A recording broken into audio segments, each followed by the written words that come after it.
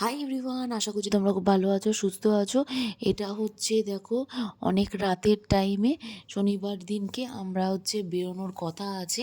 তোমাদের দাদা এসে হুট করে প্ল্যান করলো, ওর একটুখানি ফ্রি টাইম ছিল, তো সেই জন্য আমাদের বেরোনোর কথা। দেখো ঘড়ির টাইম দেখলে আমার ব্যাগ গোছানো হয়ে গেছে। আমি একটাই হাতে ব্যাগ নেব আর একটাই ট্রলি ব্যাগ। দেখো আমরা বেরিয়ে পড়েছি সকাল সকাল। আমাদের রাসবিহারী মোড় থেকে বাস আছে, কিন্তু এই টাইম বাড়ির এখান থেকে কি পাওয়া যায় দেখতে হবে, দেখা যাক। দেখো দুজনে মিলে এখন হাঁটছি, কিন্তু তোমাদের দাদা বলেছিল একটা ক্যাব বুক করার জন্য, কিন্তু ক্যাবে না অনেক টাকা নিচ্ছে। তো সেই জন্যই আমি বললাম যে আর ক্যাবে করে না গিয়ে এই ভোরের টাইমে তাহলে আমরা কোনো অটো বা বাস যদি পাই তাহলে আমরা ওটা করেই চলে যাব।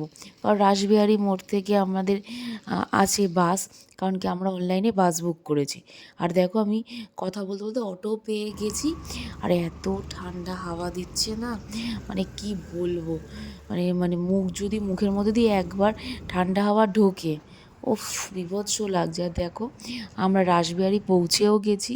তোমাদের সাথে কথা বলতে বলতে তোমাদের দাদা বলল যে এখনও যখন বাস আসেনি তাহলে চল আমরা এক কাপ চা খেয়ে নিই, কারণ এত ভোরে বেরোনো হয়েছে তো কিছু না খেয়েই বেরোনো হলো। দোকান এখন খোলা। কথা বলতে বলতে দেখো আমরা চায়ের দোকান পেয়েও গেছি। চাটা খেয়েই সঙ্গে সঙ্গে 7:30 বাজাতে বাস চলে এসেছিল।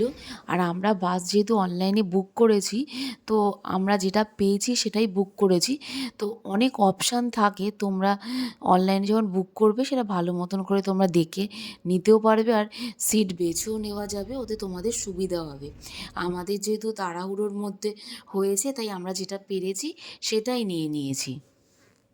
বাসটা না মিডিলে একবার দাঁড়িয়েছিল ওয়াশরুম করার জন্য, আর একটু কিছু যদি কেউ ব্রেকফাস্ট করে, তো সেই জন্য আমরা খেয়েছিলাম ডিম পাউরুটি।